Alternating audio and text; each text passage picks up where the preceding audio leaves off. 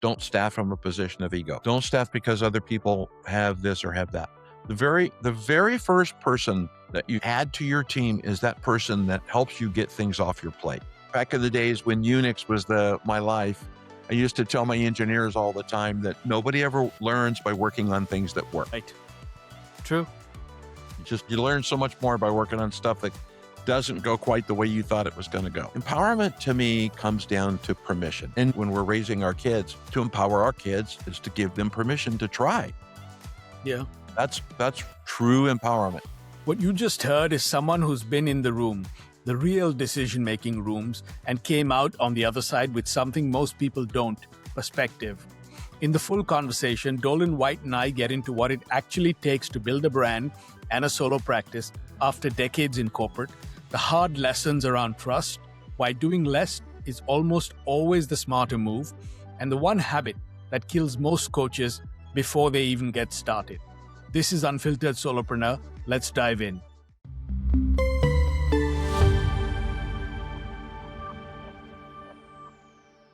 Hello and welcome to a new episode of Unfiltered Solopreneur. I'm your host, Nikhil. My next guest is an accidental leader who spent 3 decades in the tech world, and after failing at retirement, he decided to build a solo coaching practice, a podcast, and a very healthy appreciation for a good glass of red wine. Doland, welcome to the show. Thanks, Nikhil. It's good to be here. It's an honor to be here with you. Well, I'm very excited for our conversation. Now, I'm actually going to start with the phrase that you use that I love. You call yourself an accidental leader. Yeah. Someone basically looked at you one day and said, here's 200 people, and I think it was $200 million quota. Go figure it out. So take me back to that moment. What was it actually going through your head? It was, I'll keep the podcast, we'll keep the interview as PG. So I'll use what the heck as the word. So we'll keep it that way. But no, it was one of those scenarios where I had, grown my career as, in the tech industry as an engineer and had, mastered as much as I could back in those days. We were using duct tape and coat hangers and whatever we could find to make stuff talk.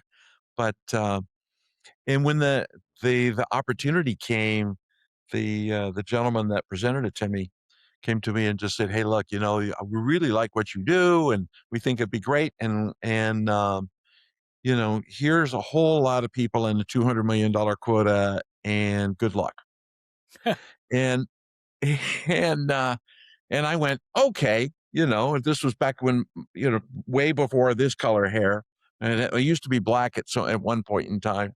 And it was one of those moments, it's funny, I think, Nikhil, where you accept the challenge and you kind of lean into it and find out that it was way more than you thought it was going to be.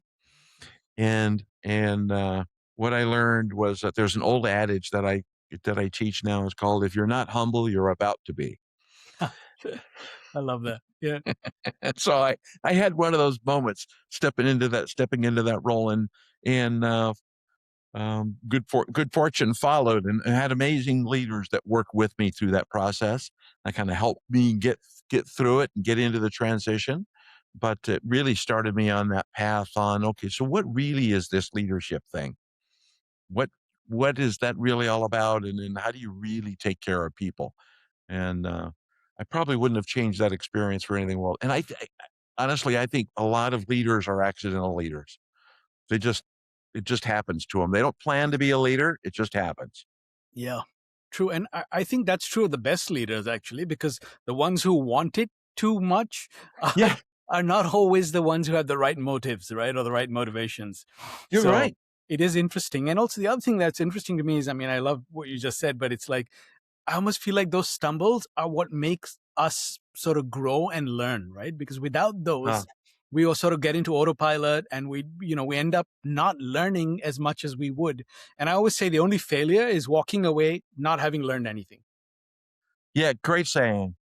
Yeah. Great saying. That is, to me, I agree with you. That's a sign of failure. And I think a lot of people, they allow discouragement to step in where there should be resilience.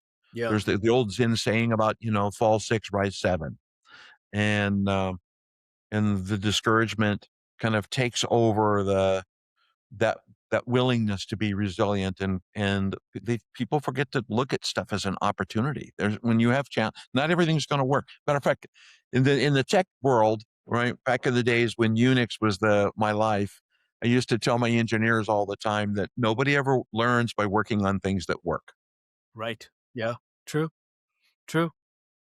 Yeah. You learn so much more by working on stuff that doesn't go quite the way you thought it was going to go. Yeah, no, I agree. And I don't think we spend enough time in the business world focusing on that, right? We try and sort of Yeah, bottle the success and replicate it. And when it comes to failure, we don't really study it. We only understand how to fix it, right? Not to learn from it in terms of how right. to improve ourselves and our teams or whatever it may be beyond just the sort of mechanics of what we're doing. Yeah, yeah, I love that. I think that's a habit. I think that, to your point, I think a lot of leaders miss that habit of really diagnosing.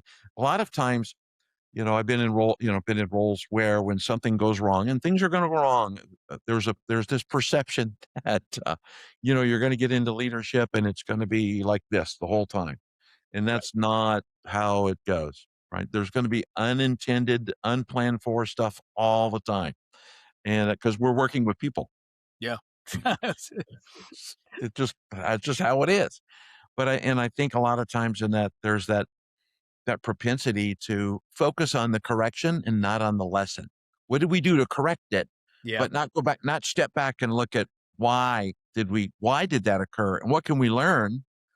And either, don't do that again or do less of it or find a way to mitigate that. So Yeah, I agree. And part of me secretly wonders, and maybe this is a different podcast, but why yeah, Silicon Valley is so obsessed with robots and AI? Because I think it's genuinely because they don't want to deal with the human factor anymore, right? Because it's too complicated, it's too messy, there's too much gray, and there are no, ones and zeros as far as dealing with humans go. yeah. I like that because AI is one of the things I'm talking a lot about these days, Nikhil. And I think it's easy just to type it into Claude or Perplexity or chat into, it's kind of become commoditized enough Yeah. where AI is now replacing, what used to be, we would call it Google became a verb. I'm going to Google that. And it's now becoming this fancy search engine. And we've kind of drifted to the other side, I think, where we've kind of stopped asking, like you said, the human questions. Take time and kind of figure out what was really going on and think through it. Yeah. Yeah. I just also think they don't want to deal with somebody losing a parent or a dog because then Yeah. it impacts their work and you've got to deal with it as a boss, right? So, but again, maybe a different podcast. Yeah. Yeah, maybe, but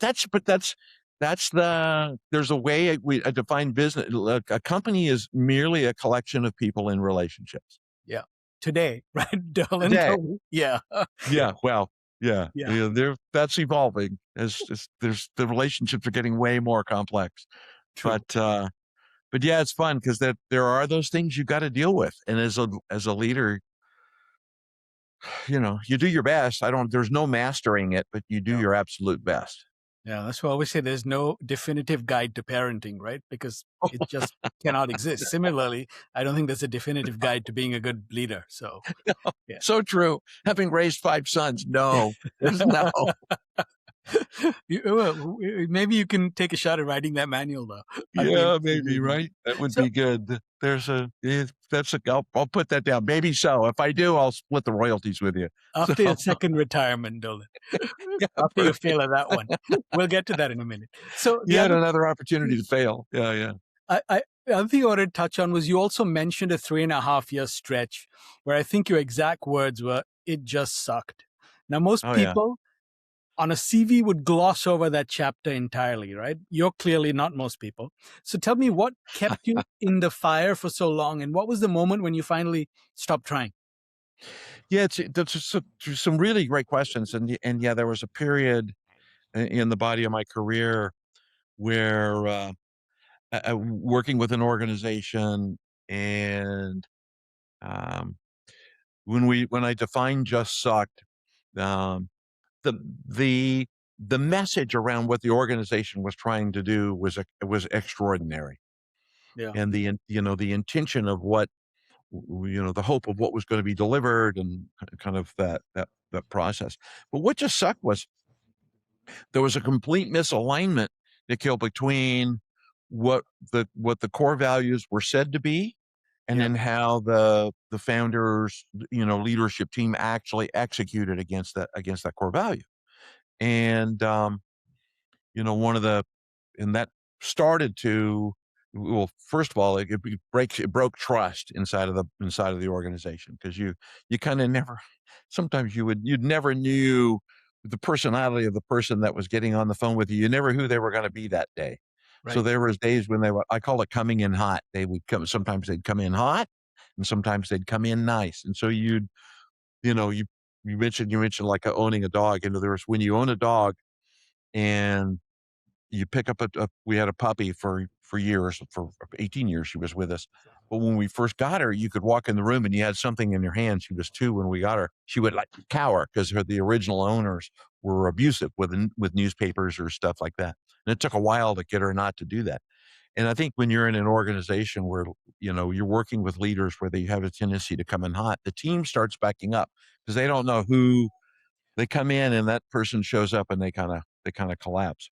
And I was working in the organization as the number 2 in command, Yeah. trying to guide a team, trying to guide financial goals and, profit goals, and yet trying to quell that side where, we had a leadership organization, my superiors, that were kind of coming in and were highly disruptive on that side.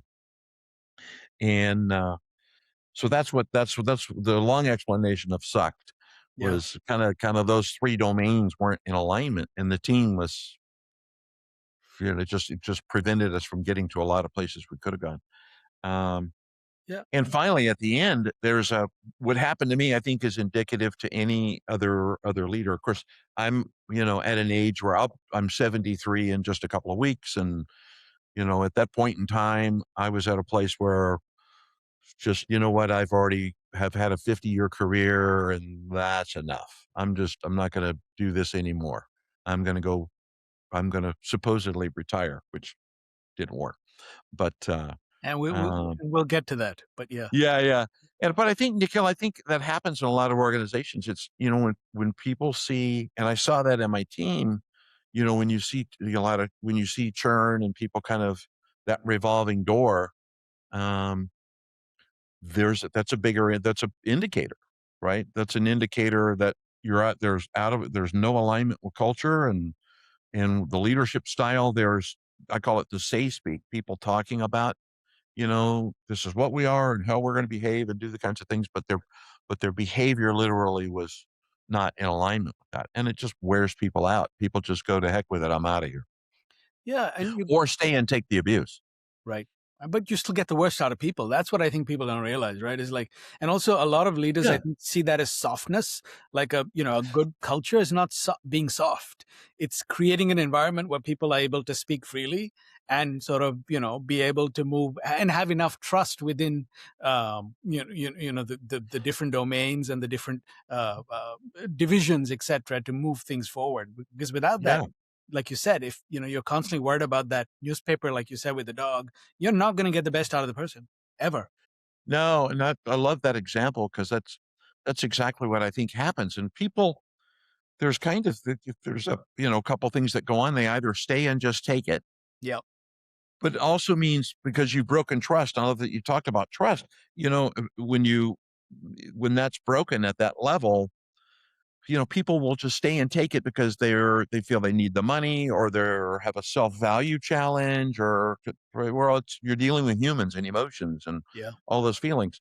And but you'll never get the maximum potential from that person. They never get to the place where they could be, Yeah. because True. there's no perceived opportunity. No. And that impacts the bottom line. And I think that's the connection most Oh, people don't make, huge. Yeah. Yeah. Yeah, it's a huge impact, because they're not focused on that end state. One of the, there has to be, there's a thing that the company is doing, an organization that you work for. Yeah. And it's what really matters. And when I talk to people about goals, I love talking about a 10% increase in profit or a 10% increase in revenue, that's neat. That's a thing. You want that. Okay, that's cool. But what does it allow you to do? And what's that aspirational piece at the other end? And that's where people connect. Right. If they know that, then they can see, okay, I fit into that aspiration because I have an aspiration. And now they're inspired and they live in that. And when that's not in alignment and they just hear, here's core value, here's what we're going to go do. And then, by the way, the aspiration is not all that important because it's only, blah, blah, blah. They punch out. Yeah. They either quit or just don't perform.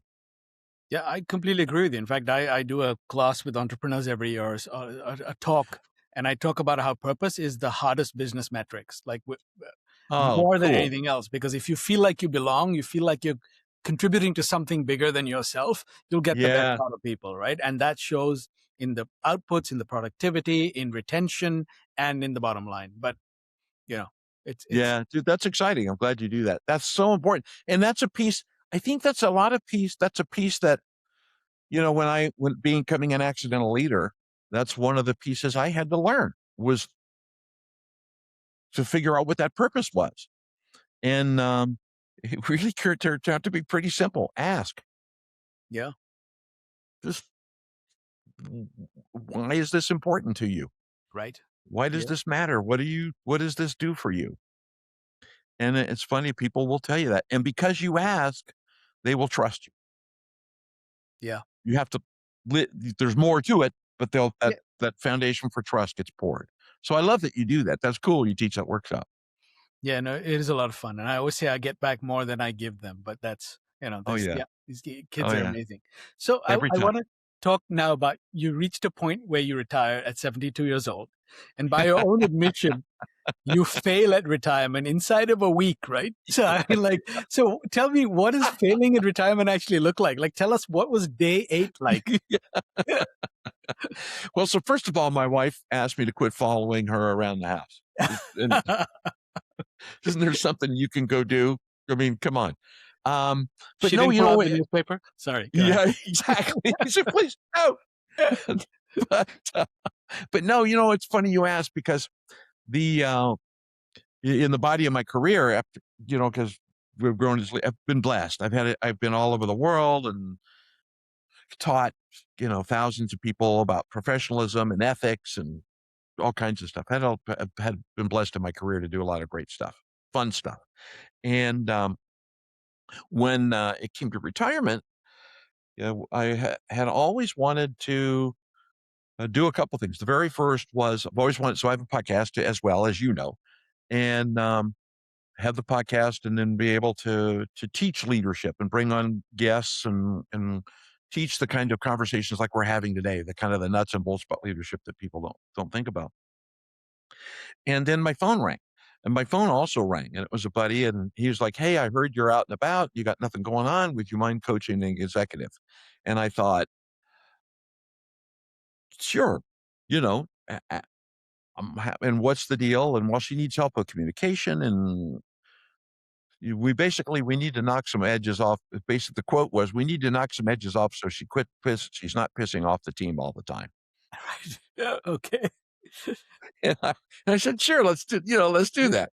So, um, so I entered into coaching, and now I get to I'm working with some, supposedly retired. I'm not working with a lot of clients, but anywhere from 3 to 5 clients at a crack, but in all kinds of different industries. But I'm having a ball doing that. So I literally failed. So now it's now when I have, you know, friends or we're out to dinner and my people will say, "So what are you doing these days?" My wife she'll go, "Oh, he's a failure. That's, he failed. He's supposed to be retired, but he's not doing a good job." So Well, that's a good badge. And I also see the accidental theme in recurring here. You accidentally became a coach, it sounds like, Dolan.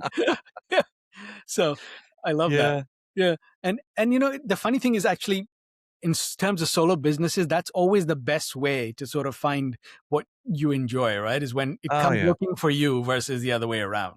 So Yeah, I love that, Nikhil. I get to get up and go to fun every day. It's yeah. not always it's not always easy, and we are solopreneurs, right? So there's all the things that come along with being a solopreneur. Yeah. Um, but I love the fact that I get an opportunity really to get to know some really great people, and and sometimes I call it white-haired consulting, where I get to you talk to them about, let me tell you what's going to happen, and can kind of walk through based on my experience as a CEO and a COO and blah blah blah. Here's probably where you are, Yeah. and knock on wood, if I'm seeing some great results in those organizations. I was, and I remind them the difference between coaching and being an executive inside the body of an organization is we have accountability to and with each other, Right. but I'm not going to do the work. No. Right. Yep. But And if you're not going to do the work, I'm not going to come anymore. No matter how much money you want to pay me, I'm not showing up, because you got to be willing to do the work. yeah, no, I agree with you, and I completely agree with that. I mean, that's something we always talk about with the solopreneurs I work with. Is it's what you understand you need a paycheck, but if you're not providing value, then you're going to be frustrated, you're going to be irritated with and the person's going to walk away with nothing anyway. So it's Right. better not to do. And maybe they're not ready at that time, right? They may come back later, and that's okay. But you can only take a horse to water, right? You can't make it drink. So That's yeah, that's yeah, well said, Nikhil. It's so important, and you can tell, and it's fun so far. It's been 90% that scenario yeah, where and again, because we're working with other humans, there's ebbs and flows. So you have to be sensitive to what's going on in the world, in their life, and the pressures of the business. But I think the the accountability part of it, and then also on my part too, I love to and sometimes probably to a degree I maybe shouldn't be, love to be available, because not always in that 1 or 2 hour coaching session are you can come with an agenda and come with the lessons and come with the things that you're working towards. But the rest of the time between those gaps is when everything happens. yeah, yeah. And so I also believe there has to be bumper rails, but there needs to be some availability there so that when you're, I used to tell my engineers all the time as a tech guy, there's days where it's peace and quiet, but it's like an emergency room. All of a sudden, the gurney comes through the front door, Yeah. and everybody's in motion because something went wrong. And I think it's the same thing in coaching. It's kind of like that. There's a plan and a path, although no plan has worked out the way I thought it would with any of the clients. They're all a little bit, they're all different, but you need to be available, and you need to care enough to make yourself there for them. Yeah, absolutely. And equip them with the tools, right? Ultimately Yeah, yeah, to solve the problems. You don't solve it for them. So I have a no, lovely word I want to give you, which yeah. a very brilliant guest who was on the show earlier gave me. It's called rewirement instead of retirement. And I love it because I'm like, because I was telling him my idea of retirement is working on the projects I love with the people I love working with. That's retirement for me. Not lying on a Uh, beach and sipping cocktails and, maybe a good glass of red wine, sure, but yeah, yeah. Yeah, and a yeah, good yeah. book. The Yeah, red wine comes in handy. I love that. I'm gonna borrow that term, Nikhil. And if you talk to the guest again, tell him I said thank you. I So will tell her. I'm Yeah, just gonna call it rewirement. It's yeah, fun though, because and I think there are the things that we get to do in our career. Like I've in my career been around, either influenced or been around a little over $1 billion in revenue, give or take. And when you're in that, you know your lane, and you understand the role, you understand the teams, you understand what you're doing, um, and even going through 3.5 years of suck. But then when you get out, and there is that moment where you're going to go coach and go share with that, and it is a rewirement. It's that reinvesting in. Um, One, do I really have the chops to go help this person do what they're going to do, and do it in a way that's effective? yeah, absolutely. And and that actually leads nicely to my next question. I want to shift gears a little bit and Yeah, talk yeah. about brand building and marketing. So, Dolan, when you first stepped out of the corporate machinery to Oh, build, or after failing at retirement, to yeah, build yeah. Dolan White Consulting, how did you figure out what your story actually was? Yeah, great question. That was hard. That was hard. And the story, I think, is the story. Um, I would say evolve is still evolving. It evolves all the time. It gets Sure. tighter and tighter and tighter and tighter and tighter. And I think for me, it was coming out when you're in the corporate world. I think a lot of executives don't really focus on. You're not focused on a LinkedIn brand or a YouTube channel or Substack. You're just not, because No. you're focused on an outcome that you're driving towards, right? Right. And you're measured by that. So those kinds of things don't occur. So for me, coming out, the very first thing was getting really clear on what I thought about leadership, what leadership meant to me. And um, having been blessed, through my career, I've done, I don't know, probably a dozen different leadership models, John Maxwell and Crossing the Chasm and E-Myth and EOS. And so I've seen and, been around them all and know all those guys. But I really had to come down to, and one thing I learned as an executive, because I screwed this up in one of my companies as a CEO, is no one model solves all problems. Yeah. And there's a lot of, I think, coaches out there that go into an organization and try to beat the organization with a hammer until it fits the mold. Yeah. True. And they break stuff. And I learned that because I broke my company as a CEO, and it took a while to undo what I broke. A good 15, 20 years ago.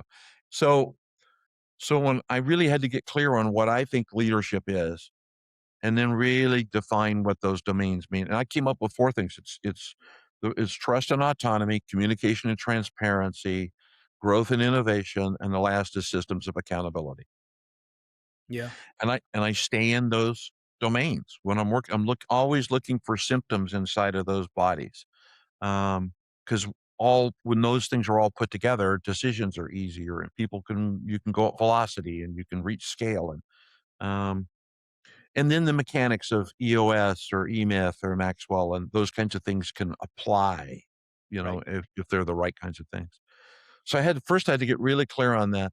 On the marketing side, I had to figure out how to go tell that story. And here's the CEO horrible part is I was CEO of a marketing company and in my career, and was blessed to work with some really, really brilliant marketers and brilliant clients. And who are all still out there today. So I'll mention none of their names, but just know I'm talking about you. Um, but in doing that, it's interesting to be the person working with people on their brands, Yeah. But your own. then to become the person working on your brand. Tough. Yeah. Oh man, that's, really, really hard, especially, and then going back to a couple of them and having them challenge me on, well, wait a minute, Yeah. what about this? So I had to had to figure that out. What's leadership? Who's the persona that I talk to? Yeah. And then how do I talk to them? And I just finally had to relax and talk to them. I just talk to people like I'm having a cup of coffee with them, Yeah. Yeah. just And as like, because I know I'm not for everybody and not everybody's for me. And I think it takes a while to get over that. It took me a few months to yeah. relax and kind of go, wait a minute. I don't need to push quite as hard as I'm pushing. Yeah, no, very valuable lessons, Roland. Because Dolan, I keep calling you Roland. Dolan. That's okay. Yeah. Yeah, because you're right. In terms of, it is hard when you're transitioning from having done many different things, right? I mean, you've got a Yeah. huge arsenal of skills now. You've got a range of experiences. And how do you sharpen that? Because most people's instinct is to take all of that and throw it out there, hoping that something will stick, right? But they don't Yeah. realize you're actually making it really hard for a prospect to figure out how you can help them, right? That's why it's important to sort of get to the clarity that you talked about, which is, what am I focused? What style of leadership or what does leadership mean to me? Right. Who do I want to talk to? And the third thing, which I think is really valuable, is go and talk to people. I call them angels and truth tellers. You want people to tell you, you know what, that makes no sense, or you missed Yes. the sharpest thing that you help me with is not in there. So I think that's, and I always say you can't write the label from inside the bottle, right? And Oh, that's yeah, the so thing we true. have to sort of get over ourselves to sort of understand that there's always going to be 10% that you cannot see because of proximity. Oh, yeah. Yeah, and get over the fact that, I mean, to your point, I love you talked about from being inside the box, and get over the fact that you're not for everybody. I Yeah. used to, you're in my career in the technology world. There was a time in my career where my team, we were very data driven, and we hunted bad guys with data. So I got to work with the FBI and do a bunch of crazy, wild stuff doing all that. And I used to tell my clients, when we decompile the data, I'm going to expose a lot of stuff to you. And your very first thing is your head's going to explode. Yeah. And then we're going to pick the top 5 things that matter. And we're only going to focus on those. Right. And when you master those, we'll go do other kinds of things. And and it takes a while to get back to, well, wait a minute. Now I'm on that side where I can pick in 20,000 different topics, everything from M&A and venture capital and contract law and all the stuff from the career, and bring it together and completely overkill to where somebody just says, hey, wait a minute. Yeah, you need to, thank you very much. Do you have any friends I could talk to? Because you're not it. Right. So, Yeah, no, it is you, and you're right. I always call niching. People get scared of it because they think like they're shutting the door to people, right? But you're doing right. exactly the opposite. I call it an act of respect to be clear about how you can help someone and who you can help, right? So the person can see it and they don't have to go through, your entire 30 or 40-year career to figure out how you'll be able to help them. So Yeah. That's such a good recommendation, I think, Nikhil, because when you're working with your clients and with the people that you advise, to get them to niche down, because niching is not, it's not a dangerous thing. There's all the peripheral knowledge, right, that you've got, but it really does come down to what matters to the person I'm talking to.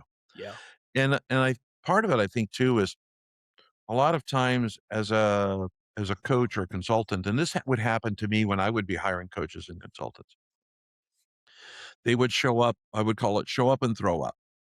They would show up and then tell me all of the stuff they can do and all of the things they could get done. And then after about 10 minutes of that, then they would cross their arms and lean back and ask me, so what keeps you up at night? Oh, and I hated that question. yeah, It's like, it's like, don't wait. You haven't looked at, you haven't figured out who I am yet. So I'd like to, a lot of times when I go to talk to a prospective client, I'll have already done 2 to 4 hours of just stuff on my side. So when I show up, I can say at least, hey, here's what I know about you a little bit. At least I know who you are, and I know a little about your background and a little bit about your business. And here's kind of what I'm seeing. Tell me what's happening in your world. And then I'll tell you who I am. And yeah, if there's a fit, great. If there's not a fit, let me find somebody who can help you. yeah, yeah. And No, just absolutely. and take the pressure away. It's like, if we're going to work together, money's going to change hands. If we're going to work together, I'm going to provide value, do the best I can. And hopefully you say, yeah, nice, that was good value. Um, and if not, that's okay too. Let's get the Yeah, right people in front of you. yeah, and it's okay, right? Like you said, sometimes you're just not the right fit, and there's nothing that's not a good or bad thing. It's just the way it is. So Yeah, yeah. yeah, after 40 years of marriage, sometimes I'm still not the right fit. So I get reminded of that. So I'm about to hit 20, so yeah, yeah, I'll get some tips from you to double there that you number. go. Yeah, yeah.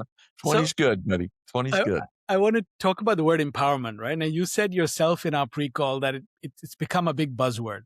It gets thrown around on every leadership consultant's website, Oh yeah. and yet you've built a practice around it, right? So how do you actually explain to someone what it means in your world when they've heard this word, say maybe 100 times out there from 100 different coaches, like you said? Yeah. I always love starting the conversation. Empowerment to me is like saying I'm going to the doctor. Okay. It's Y- It's a chiropractor, it's a brain surgeon, it's a dentist, it's a podiatrist. There's 1,000 kinds of doctors out there, and then there's general practitioner. Um, and I think a lot of coaches tend to use, well, we're going to build an empowered team. And when I talk to clients about it, or when I get a chance to speak publicly about empowerment, empowerment to me comes down to permission. Right. And you build, it's kind of like with kids, right? When we're raising our kids, to empower our kids is to give them permission to try. Yeah. That's true empowerment. And there's things that have to come into place in order to make that happen. Right. But it's the same thing in the body of a team. It's creating a team that has permission. They know how to make decisions. They know what decisions they can make, when they have to ask for help, when they escalate. They know how to communicate. They have a structure. There's accountability built in, and accountability isn't. Drucker always. Accountability is what you got to measure. There's a Drucker quote about, then you got to measure in order to know where you're going. If you're not measuring, you can't get there. And that's accountability to agree. But to me, accountability is two people making a mutual commitment to and with each other Right. for an outcome.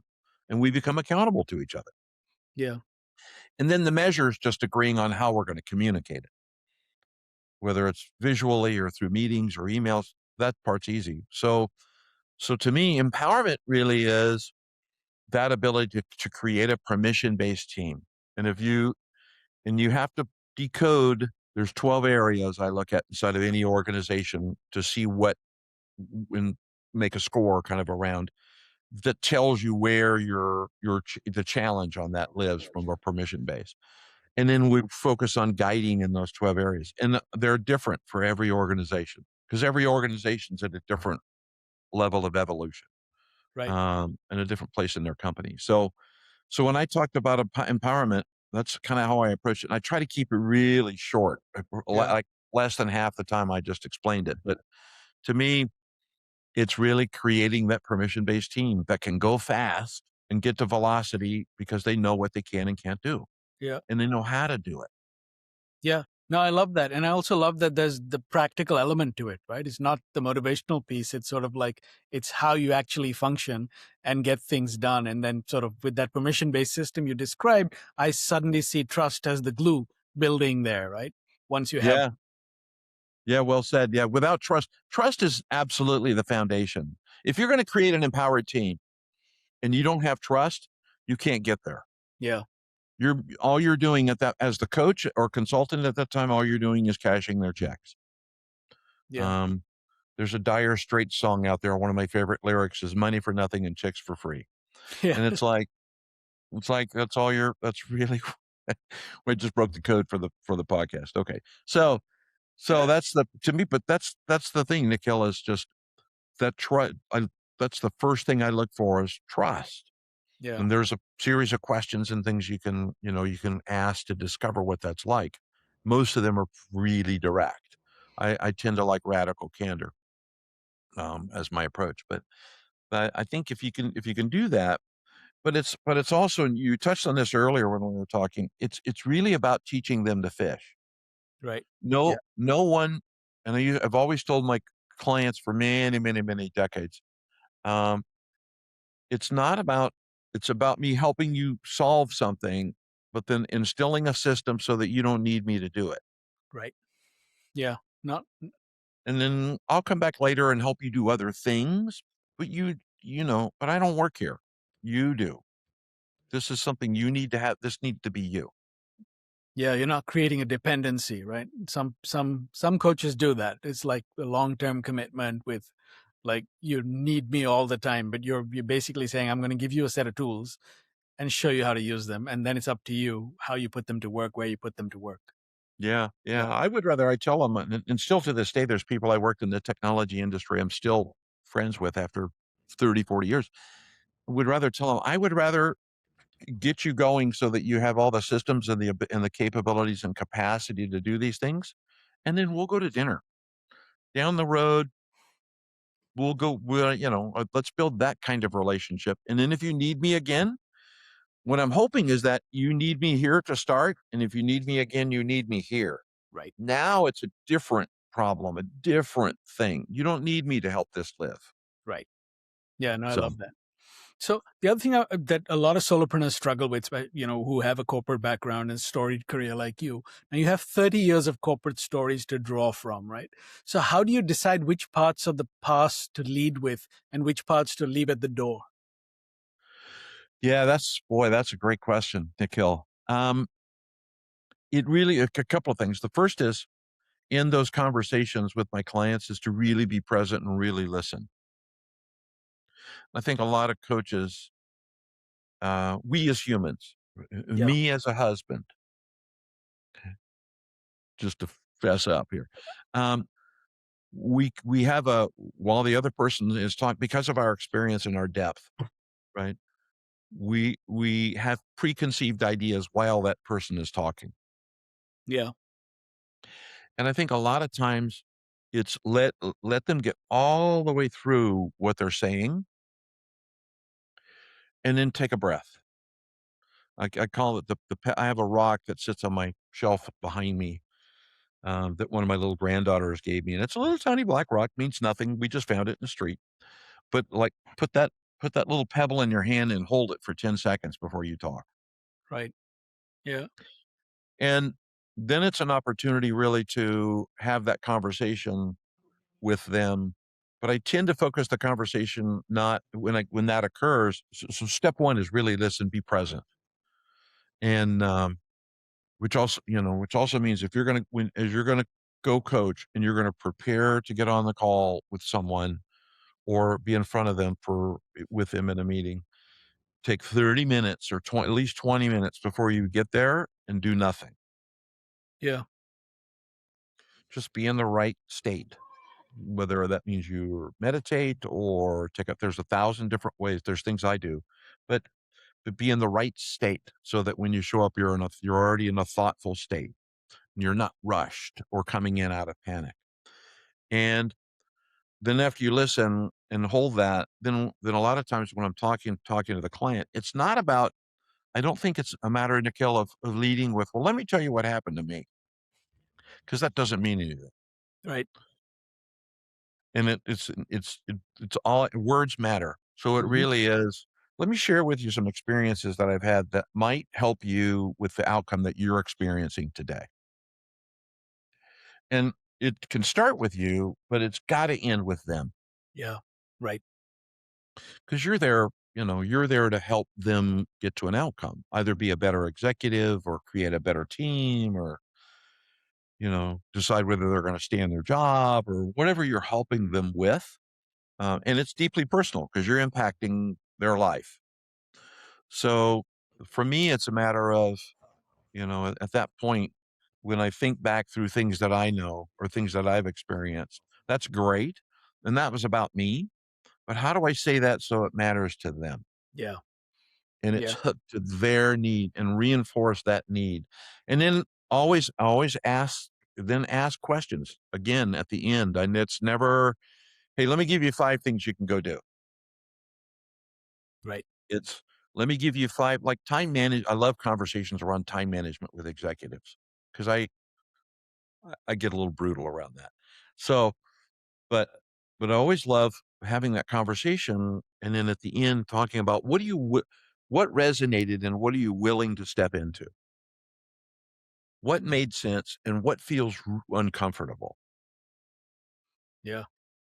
And let's plan on doing the things that you agree you're going to do. And now let's focus on the things that make you uncomfortable. What will it take to get you there? Because that's that last stretch that will solve things for you. And does it mean I need to call you in 2 days and say, how are you? Or you're going to WhatsApp me and tell me how things go? But that last thing. And it's a long answer to your question around what do I do with stories? What it really is weaving that into that, what's in it for them, Yeah. and then why it matters, and then what are they willing to adopt now, and then what do they need to stretch into?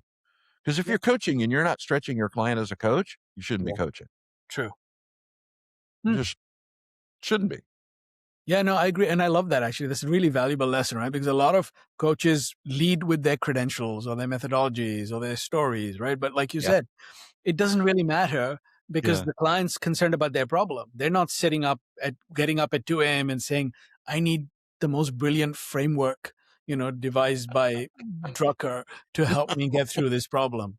That's, No, so and even with your messaging and your marketing, I always say lead with what the client is feeling, right? I Then love that. you can share like how you solve the That's problem, but that is always the most important thing that people sort of tend to miss. And I don't know whether it's just sort of a little bit of armor you put up initially, and maybe, it's part of the learning process.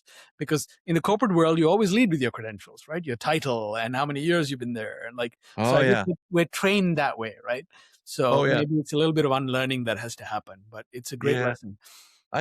I think you're right there, Nikhil, because in the corporate world, we do go in the room and there's always the predilection around title, Yeah. right? I had people that work for me and it's like, I have to be a VP because that person's a VP and I've been here longer and I know, and it's like, no, no, no, no, no, no, no. This is not a competition.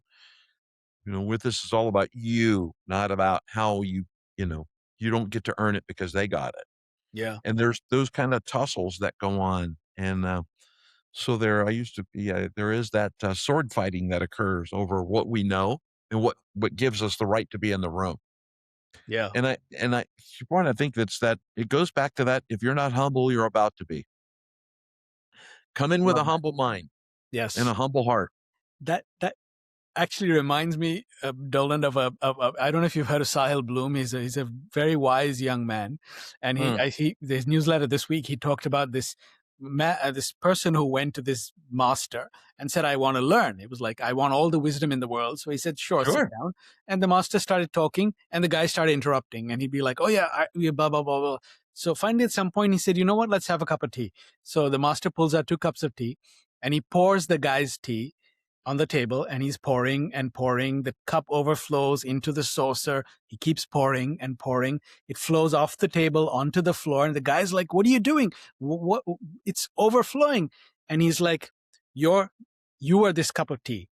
You have no room for any learning. Come back when your cup is empty.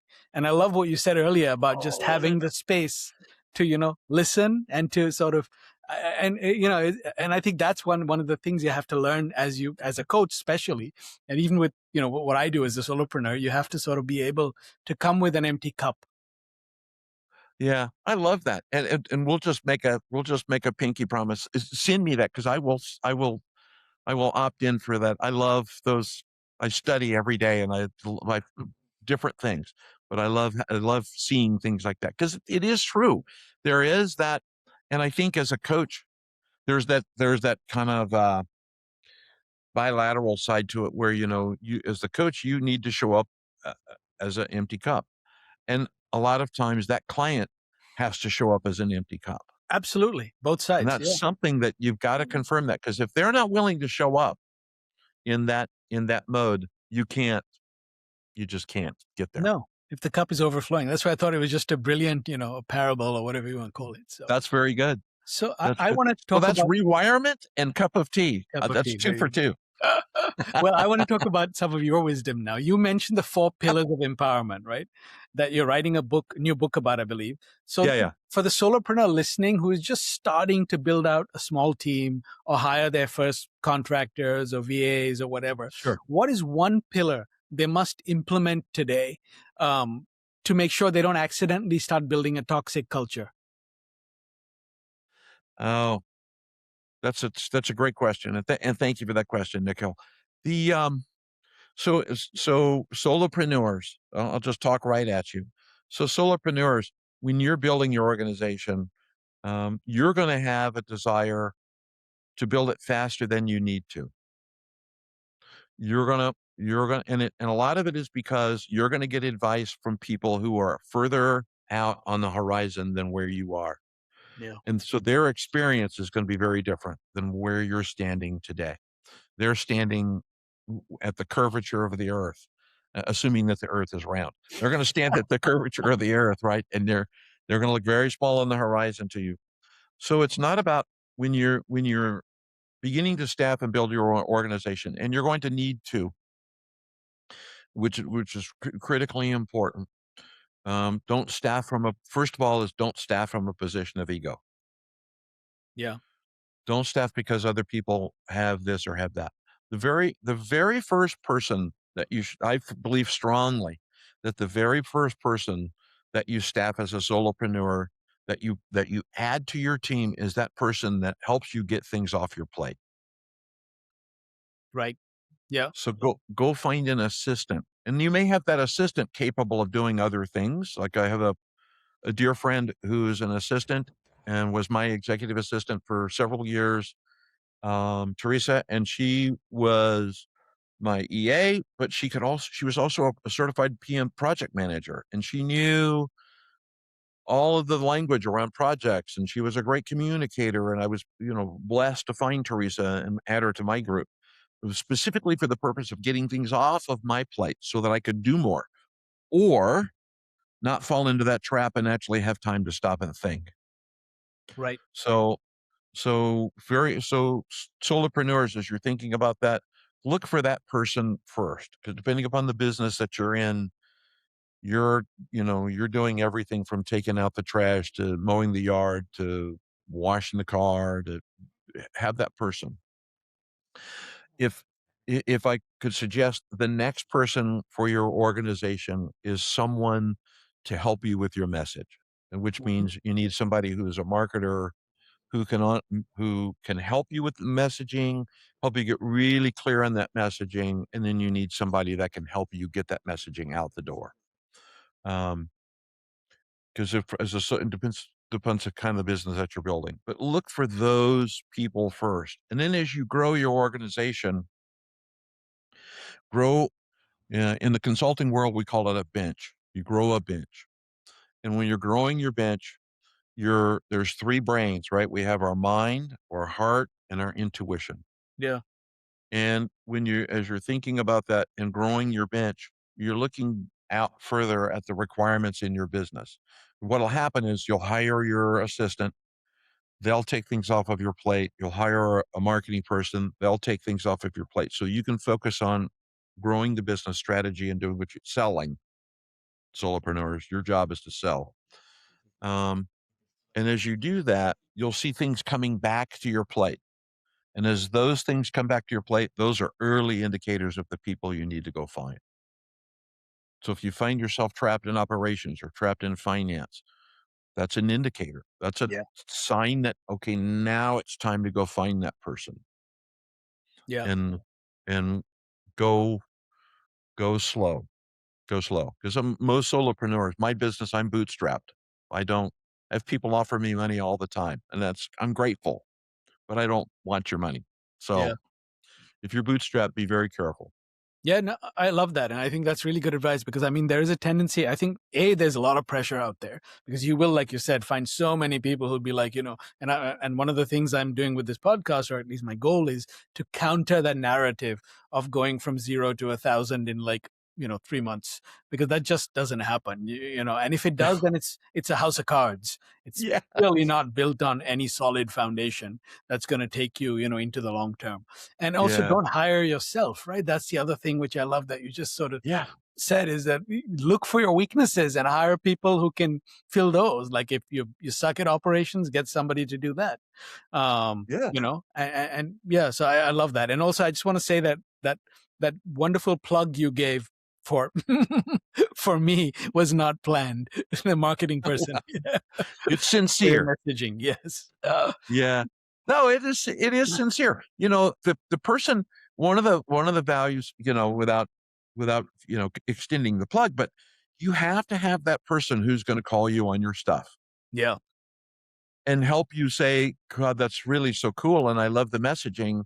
Nikhil, like in the old days, we called it an elevator pitch, right? Right. So Yeah. you get on the elevator and there's that person you've been willing to talk to, and you've only got 2 floors. So you got 60 seconds to tell them something, and you've got 10 pounds of things you want to get off your plate. Yeah. And you got to have someone who will call you on that and say, no, no, no, no, no, no, no. Here's what matters. And that's that one sincere thing. I'll tell you, leaders, that sincere person who will give you that answer straight out, Nikhil, is is worth their weight. That's worth their weight in gold, because it will save you an immense amount of time and an immense amount of lost opportunity. Yeah, Get really clear. I completely agree. And also, I think that the tendency is to lead with what we were talking about earlier is about yourself when you introduce Yeah. it, right? Which is Yeah. absolutely the wrong way to do it. And also never sell, right? Because that's not the goal there. It's to help someone understand that you understand them. That's the goal. So, Yeah. yeah. Yeah. That's very important. Yeah. And don't be afraid to sell, but No. do it with the right intent. Yes, exactly. Don't be attached. Do it with the right intention. So now you successfully transitioned from a massive corporate network to building a solo practice at 72, Yeah. right? So tell us a little bit about, this is the other struggle a lot of solopreneurs have rather. What's been your most effective, tangible way of bringing the right clients in? Great question. That's doing less. Yeah. Doing less. When I first started, well, I laugh at myself. Counterintuitive, right? Yeah. When I first started, I had a TikTok channel and an Instagram channel and Facebook. I had YouTube channel. Actually, YouTube didn't come until much later. There's LinkedIn, and then I discovered Substack, and I was writing on Medium, and then I had my website. And after a while, I was looking at it all, going, "Well, wait a minute, hang on, oh, hold on, where I got all these are great things, and there's I see likes, but I'm not seeing, there's no engagement, first of all." So I had to stop and pause and kind of say, well, wait a minute, what matters? And so it's do less. So I turned off TikTok, turned off Instagram. I just suspended they're there, but I suspended them. So nobody there, they don't exist. I put no time in there. I Yeah. don't care. And I focus and I focus the channels that I only focus on 3 channels. I focus on LinkedIn, Substack, and YouTube. Yeah. And I focus now I focus very, very openly just by content. Like on my LinkedIn channel, uh, it's all about content. On Substack, it's all about content. YouTube is what YouTube does. Right.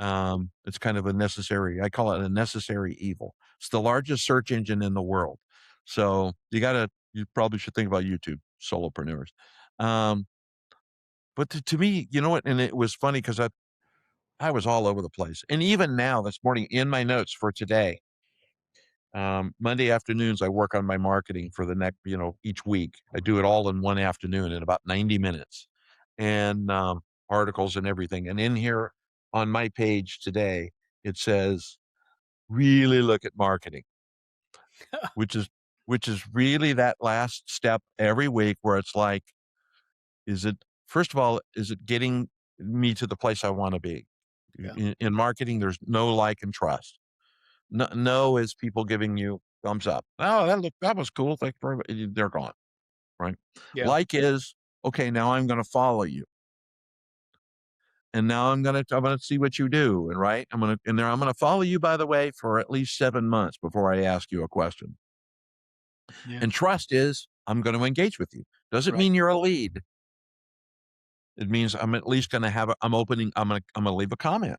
Yeah. Because now I trust that, unless I'm trying to, on LinkedIn, sometimes those comments are designed specifically to get you to hire them, but unfortunately, but those 3 things. So I look at all of that stuff. So I would recommend it.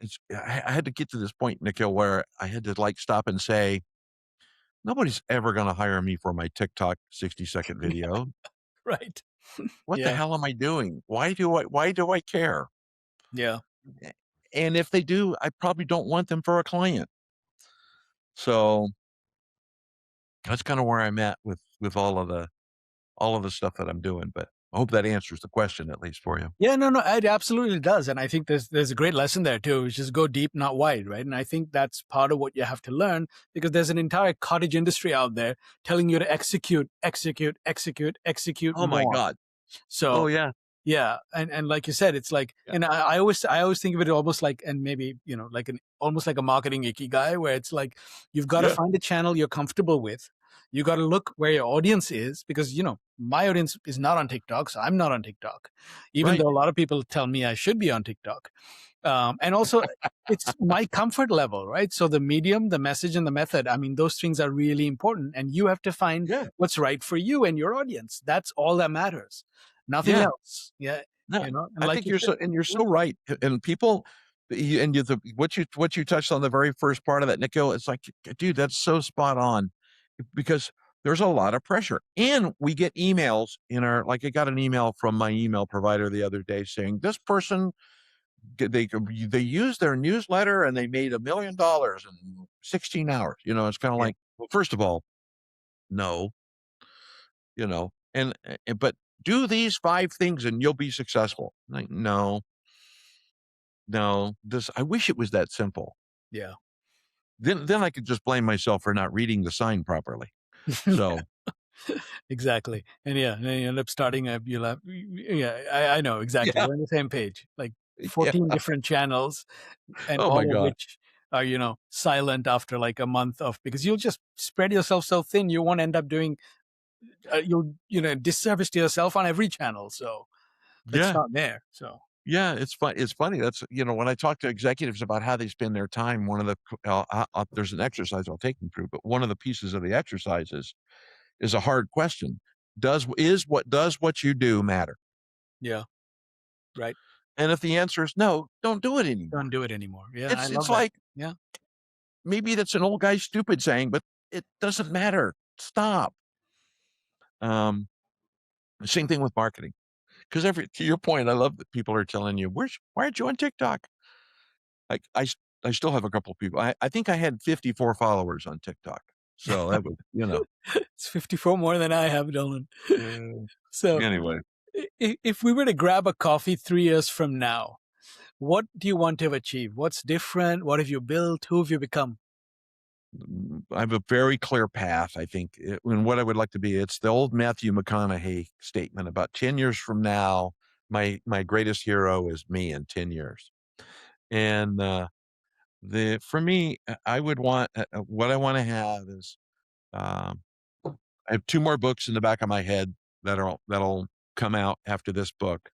Um, and um, what I am anticipating is that I have an opportunity because I look at my mission, my personal mission is to empower 1 million leaders. Yeah. And I merely look at the places I go as platforms in that one single thought. So I have one single thought and everything else is a platform. And from a platform perspective, is that my podcast is still going, and I'm not in it for the numbers. I'm in it for the change, and that it's shifted, that the podcast is there and I'm seeing an impact. Um, And I'm really looking for the opportunity to speak from stage to younger audiences, Yeah. to those who are becoming accidental leaders, to help them know that it's okay. You're going to mess it up, and that's okay. And here's what you can do. So 3 years from now, and um, I travel 8 weeks a year with my wife, and we go places, and there'll still be more grandbabies coming. We have grandbabies yet coming this year. So and my sons are having little girls. So I'm not sure what happened there, but, um, so That's that's, great. that's what I'm really looking for. And the great thing is I kind of it's fun, being the age that I'm at now, Nikhil, because I am in the acquisition. Well, as you grow through your career, it's about climbing mountains and it's about acquisition. And as we get older, there's fewer mountains to climb because they're higher. Yeah. Right. There's only so many Everests and so many, the big ones. So I'm looking at those mountains. That's where my eyes are, is on those mountains. And in particularly around, how do I climb to that mountain to empower 1 million people? And through that, money takes care of itself. Authority, all the other stuff happens, but just I focus on that mountain. So Yeah, no, I love that. And you have one person who's already inspired by your journey, and I'm looking forward to my thank you. rewirement, Dolan following in your steps. So Yeah. if I'm going to if give you credit for that. So there you go. if you could offer one piece of advice to somebody wanting to Sure. start their solopreneur journey, what would you tell them? You want to probably the one thing for that's going to prevent people from starting their solopreneur journey is fear. Yeah, And there's a single sentence that I love, which is God put the greatest things in life on the other side of fear. I love that. And so my advice to a solopreneur that's going to start the journey, start it smart. Don't start it stupid. Make sure that you're financially in a position where you can do it. Do it as a part-time gig. There's 1,000 ways to get into it. And I'll make an offer, solopreneurs, and for your podcast, if you guys are thinking, if there's anybody that's thinking about starting it and you just want a couple of words, I'm happy to chat with you for 15, 20 minutes and give you some tips. But the very first thing is don't let fear stand in your way. Yeah. It's not solopreneur is hard work. It just is, because a lot comes with it, and there's insecurities that can come along with it. But just remember, there's the greatest things in life happen on the other side of that door. So don't be afraid to step out and do that. We are built and founded on the willingness and the strength of people willing to start a business. Yeah. So do that. All the other components about messaging, talk to Nikhil about messaging and marketing, and call him, talk to him. Which is, don't make the decision. Again, goes back to don't make the decision alone. Yeah. Go find someone you can just ask. It doesn't mean you're engaging with them or committing the money. Have a conversation. Yeah, no, I love that advice. And you're right. Nobody will say no to just a quick cup of coffee to have a chat up, just to get a perspective. Nobody says no to that. You're not asking for a job. It's not a transaction. You're not, No. It's not even a favor. People are happy to offer you advice. So yeah, I agree. I love that. And take Dolan up on that offer if you're listening. So is there anything else you'd like to share with our listeners that we haven't covered? Just as a closing thought, first of all, I'm going to share gratitude. So my podcast, I always start in my podcast with gratitude. So I want to just tell you, thank you again, dude, for having me on and allowing me to ramble for a little while today. The real thing is solopreneurs and business people. Even if you're not a solopreneur, you're thinking about it, or if you're in the body of a major corporation or a small to medium sized business, the most important thing for you to know is don't do it alone. Right. Don't do stuff alone. We have a tendency to, I call it the 5 lies. One of the 5 lies is we're viewed by being, our shoulders are back and our chin is high, and I'm going to go do it. I'm going to willpower my way through it. Willpower is very important, but don't do stuff alone.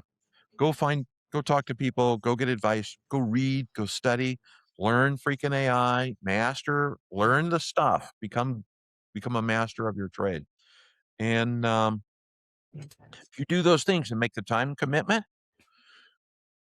you're on that path. There are moments you're going to be discouraged, and I'll just remind you there's times when you're going to go, what the heck? And you're going to want to turn back and go find something else to go do. In those moments, really analyze your spot. Where are you and what's happening? And remember resilience, right? We don't learn by working on things that work. No. So Yeah. that's my final last bit of old man advice. That's great advice. Yeah. And to me, it's not old, it's wisdom, right? That is what you accumulate as you get older. There you go. Rewirement. There you go. Rewirement. Exactly. And you've been in so many rooms, you've been through, like you were saying earlier, right? There's value in that. So yeah, I've seen a lot. Keep your cup empty, right? Young people. Yeah. Or at least such a full. great thing. Yeah. Yeah. So that brings us to a rapid fire round. So I'm just going to throw 5 fun questions at you. All right. Hang on. Let me get correct. All right. I'm ready. You're ready. All right. So best piece of advice you got that you completely ignored at the time? Oh my God. Came from a guy named Jim McKay. Jim McKay was my boss at the time. I was president of one of his companies, and Jim's best of advice was don't talk so much. What is the biggest difference between what motivated you as a leader at 40 versus what motivates you now at 72? Great question. Freedom. Love it. If your podcast, the next interview, had a warning label, what would it say? Buckle up. That's great. Now, you have a degree in music from UC Santa Cruz, right? So if Yeah. your leadership style was a music genre, what would it be? Rock and roll. Oh, I love that. That's perfect. Mm. You did a keynote for 400 FBI agents. You touched on that a little bit. What's one thing you said that you could tell made them uncomfortable without Yeah. giving away any national secrets? That's awesome. Yeah, no, I opened the keynote by saying I'm the only unarmed man in the room. So I hope you like me. So, I love that. Last one, Zoom smoothing or red wine? Which one gets more credit for how good you look at 72? oh man, red wine. Of course. It's red wine. It's got to be. That's a great way to end our show, Dolan. Thank you so much for your generosity and for this conversation. It was a lot of fun.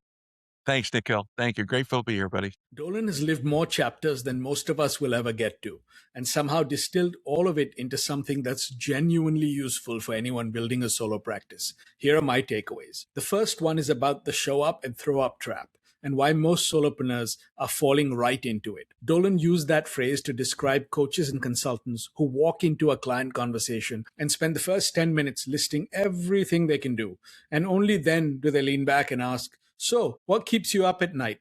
And I think that's such an honest diagnosis of what goes wrong. Here's the thing. Your prospects don't care about your credentials. They care about their problem.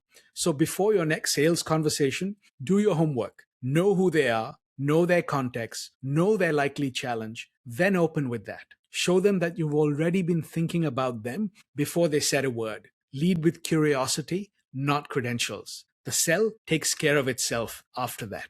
The second applies to leadership, but honestly, applies just as much to building a solo business. Misalignment kills trust. Dolan talked about a period in his corporate career where the company's values sounded great on paper, but leadership behaved in completely different ways. And the result was exactly what you'd expect. People stopped trusting the system. Once that trust broke, performance dropped, people disengaged, and eventually they either left or stayed and stopped doing their best work. Now, here's why it matters for solopreneurs. Even if you're a team of one right now, you are still building a culture. The promises you make to your clients, the expectations you set with contractors, the way you show up in your business, those things become your culture. And when those things don't match, people notice. If you say one thing but deliver another, trust starts to erode. And once that happens, everything gets harder. Remember, your brand isn't what you say it is. It's what people experience consistently. Third is an important lesson about marketing by subtraction. Dolan said that when he first started marketing in his business, he did what most solopreneurs do. He tried everything: TikTok, Instagram, multiple platforms, constant posting, all of it. And eventually he realized something important. Not only was he not enjoying it, but none of it was creating meaningful engagement. So he pulled back and focused on fewer channels where deeper connection was actually possible. Now, I get it. There is so much pressure on solopreneurs to execute on every channel because some guru said a newsletter made $1 million in 24 hours. But more activity doesn't actually create more momentum. If your audience isn't there, you not only spread yourself thin, you also make it harder to show up with any consistency or depth anywhere. Sometimes the smartest marketing move isn't adding more, it's removing what's noisy, doubling down on what fits your audience, and giving that enough time to actually work. And the last one is about how hard it is to build your own brand. Dolan talked about how hard it was, even as someone who ran a marketing agency, to define and articulate his own brand story. And the only way he finally cracked it was to stop pushing so hard, relax, and go talk to people. The ones who'd say, wait, that's not the sharpest thing about you, or you buried the lead. That feedback is gold. And this is exactly why I always say you cannot write the label from inside the bottle. Most solopreneurs either skip this step completely or they ask people who are too polite to tell them the truth. So they end up with messaging that sounds fine, but doesn't actually capture the thing that makes them distinct. So my challenge to you this week is to use the same question Dolan asks executives about how they spend their time. Does what you do matter? And if the answer is no, stop doing it. Apply the same question to your marketing. List every channel or content activity you're currently doing. Then ask honestly, is this creating real engagement with the right people, or am I just doing it because I feel like I should? Anything that can't answer that question clearly, cut it or pause it. See what's left. That's where your focus belongs. Thanks for listening to Unfiltered Solopreneur. If this conversation made you realize that the way you're talking about what you do might not be landing the way it should, that's exactly what we dig into in a free 45-minute brand clarity session. We go through your messaging live. I show you where the friction is, and you'll receive a personalized scorecard and 2 specific pivots you can act on immediately, whether we ever work together or not. The link is in the show notes.